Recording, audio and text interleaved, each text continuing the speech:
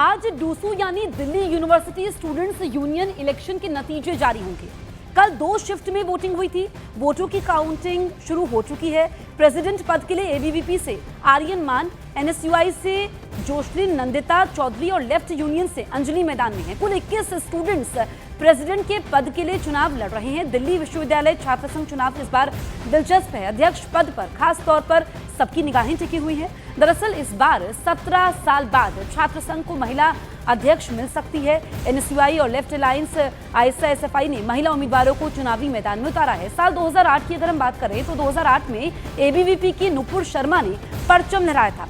हालांकि उसके बाद से दिल्ली विश्वविद्यालय में कोई महिला छात्र संघ अध्यक्ष नहीं बनी है, तो 17 साल बाद महिला अध्यक्ष मिल सकती है। आपको बताएं कि कल यहाँ पर वोटिंग हुई थी, 40% वोटिंग हुई थी और अब नतीजे आज आ जाएंगे।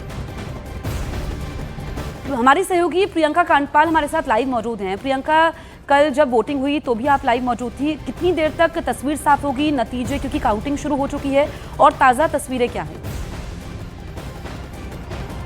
देखिए, काउंटिंग सेंटर के बाहर मैं इस वक्त मौजूद हूँ और जब मैं आपसे बात कर रही हूँ तो खबर ये आई है कि दूसरे राउंड की भी काउंटिंग पूरी हो चुकी है। और जो ट्रेंड पहले राउंड में था, यानी कि 3 सीटों पर एबीवीपी आगे, यानी कि जो प्रेसिडेंट सीट है आर्यन मान आगे चल रहे हैं, लेकिन जो वीपी की सीट है उस पर एनएसयूआई के राहुल झासला जो है वो आगे चल रहे हैं। तस्वीरें काउंटिंग सेंटर की मैं आपको दिखा रही हूँ। देखिए किस तरीके से यहाँ पर जो पुलिस बल है उसको तैनात किया गया है। 2 राउंड अभी तक हो गए हैं, जिसमें मैं अगर बात करूं तो सबसे अच्छा परफॉर्मेंस फिलहाल 3 सीटों पर एबीवीपी दिखाती हुई नजर आ रही है। और जो सचिव पद की बात करें तो वहां पर कुणाल चौधरी आगे चल रहे हैं। संयुक्त सचिव की बात करें दीपिका झा आगे चल रही है। उपाध्यक्ष की बात करें राहुल झासला आगे चल रहे हैं। और अध्यक्ष के पद पर एबीवीपी के आर्यन मान फिलहाल आगे चल रहे हैं। पूरे कैंपस को अगर आप देखें बैरिकेड कर रखा है आज, क्योंकि काउंटिंग के बाद अक्सर हमने देखा है कि किस तरीके का माहौल डीयू में रहता है।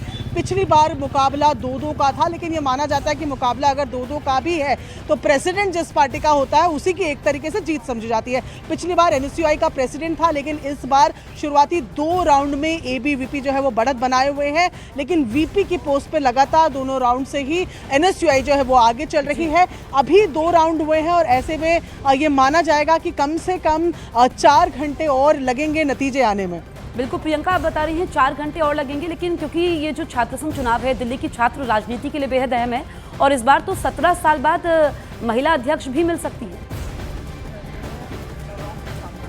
देखिए, महिला अध्यक्ष फिलहाल पीछे चल रही हैं, लेकिन खास बात इस इलेक्शन की ये है और इस बार के चुनाव की ये है कि पिछली बार हाईकोर्ट को हस्तक्षेप करना पड़ा था डिफेसमेंट को लेकर। ये जो दीवारें आप देख रहे हैं ये पूरी पटी हुई थी कैंडिडेट्स के प्रचारों से। ऐसे में हाईकोर्ट ने पिछली बार इंटरफेयर किया था और अगर आपको याद होगा तो डीयू का नतीजा अगले दिन नहीं बल्कि महीनों बाद आया था। ऐसे में इस बार भी कोर्ट की नज़र जाहिर तौर पर बनी होगी। पिछली बार भी कोर्ट ने सुमोटो लिया था और इस बार लिंगदो की सिफारिशों को लेकर साफ कहा गया है कि वो पालन होना चाहिए। लिंगदो की सिफारिशों में साफ है कि सादगी से सेलिब्रेशन होना चाहिए। लेकिन कल की काउंटिंग के दौरान, वोटिंग के दौरान ही हमने देखा था कि किस तरीके से कैंपस में ढोल नगाड़े बज रहे थे, खुले में प्रचार हो रहा था। आप प्रिंटेड पर्चियां नहीं बांट सकते हैं, ये लिंगदो सिफारिश में कहा गया है। लेकिन कल भी हमने देखा कि प्रिंटेड पर्चियों को उड़ाया जा रहा था। तो लिंगदो सिफारिशों को लेकर क्या कोर्ट इस बार भी नजर रखे हुए, ये देखना बहुत इंटरेस्टिंग होगा और कितना फॉलो कर पाते हैं जो कैंडिडेट्स हैं लिंगदो की सिफारिशों को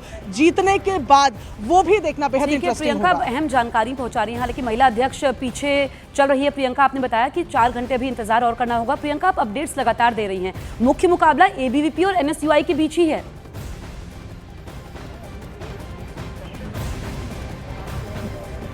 प्रियंका, देखिए जसप्रीत, इस बार ये माना जा रहा है कि जो हम महिला अध्यक्ष की बात कर रहे हैं, उमांशी लांबा नाम की एक छात्र है जो एनएसयूआई में थी, टिकट नहीं मिलने की वजह से वो अकेले लड़ रही हैं, लेकिन उनका जो वोट परसेंटेज है जो भी आएगा, क्योंकि ये माना जा रहा था कि उनके साथ सपोर्ट है, तो वो भी कहीं ना कहीं एनएसयूआई के प्रेसिडेंट पोस्ट को काटेगा, कम करेगा। और अभी जो हमारे पास 2 राउंड के बाद अपडेट है तो दोनों राउंड में फिलहाल अध्यक्ष पद पर एबीवीपी आगे चल रही है। मैं एक बार ज़रा तस्वीरें आपको दिखा दूँ। देखो, आमतौर पर जो यूनिवर्सिटी है ऐसी दिखती नहीं नहीं है, लेकिन आज आप देखेंगे कि हर तरफ यहाँ पर बैरिकेड किया गया है। ये रग्बी ग्राउंड का मल्टीपर्पज़ हॉल है जहाँ पर इस वक्त काउंटिंग हो रही है और कैंपस के अंदर काउंटिंग हो रही है।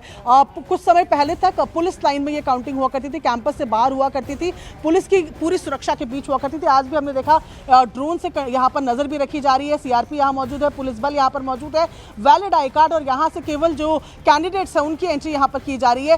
कोशिश यही है कि जिस तरीके के हालात पिछली बार बने थे वो हालात इस बार ना हो, लेकिन भीड़ का आना लाजमी है। डीयू इलेक्शन स्टेट इलेक्शन से कम नहीं होते। मैं इस यूनिवर्सिटी से पढ़ी हुई हूँ, मैंने लगातार इस यूनिवर्सिटी के इलेक्शंस को कवर किया है। ऐसे में आज का दिन वाकई एक टेस्ट होने वाला है, क्योंकि लिंगों की सिफारिशों को लेकर माना जा रहा है कि कोर्ट की नजरें भी आज यहाँ पर होंगी। ऐसे में जो कैंडिडेट्स अंदर फिलहाल अपने लिए अपने राउंड्स को काउंट कर रहे हैं, तमाम कैंडिडेट्स फिलहाल अंदर मौजूद है। जब वो बाहर आते हैं तो किस तरीके का सेलिब्रेशन होता है, क्या कोर्ट फिर कोई सुमोटो लेगा, इस तमाम चीज़ों पर फिलहाल सभी की नज़र बनी हुई है।